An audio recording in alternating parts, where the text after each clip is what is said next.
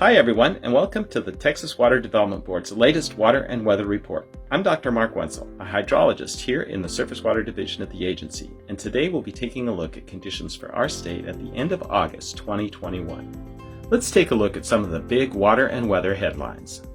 August was cooler than normal for most of the state and wetter than normal for about half the state, continuing a trend since May of cooler and wetter than average conditions. At the end of the month, drought conditions covered 1% of the state, about the same as at the start of the month. Storage in our water supply reservoirs ended the month at 84.1% of capacity, about 2 percentage points more than normal for this time of year. At the end of August, 75% of the state's major water supply reservoirs are holding more water compared to last year. The two weather variables that drive water conditions in our state are temperature and precipitation.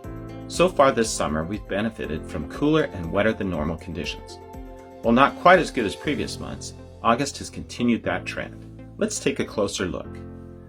On the map on the left, we're looking at average temperature relative to what is considered normal.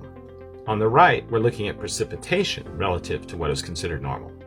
Note the color scheme is reversed on these maps.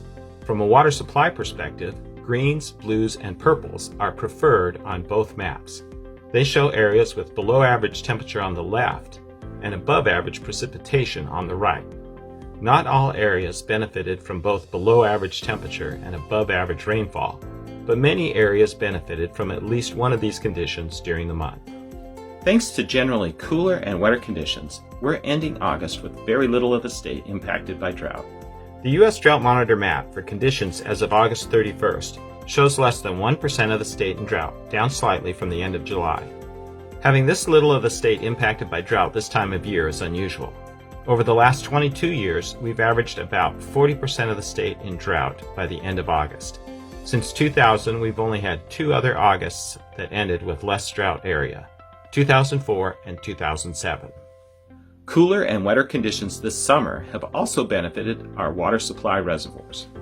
The dark line on this chart shows how statewide storage this year compares to minimum, maximum, and median values for the day of the year from data going back to 1990.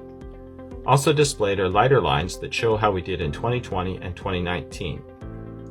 As you can see from the dotted red line that represents median conditions, storage in our water supply reservoirs typically declines about 3 percentage points from the end of May to the end of August.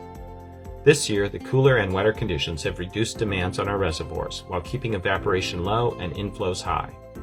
As a result, we ended August at 84.1% of capacity, down half a percentage point from how we ended May. In fact, at the end of August 2021, 3 out of 4 water supply reservoirs around the state are holding more water compared to last year. That concludes our report. Until next time, I hope you all stay healthy and safe.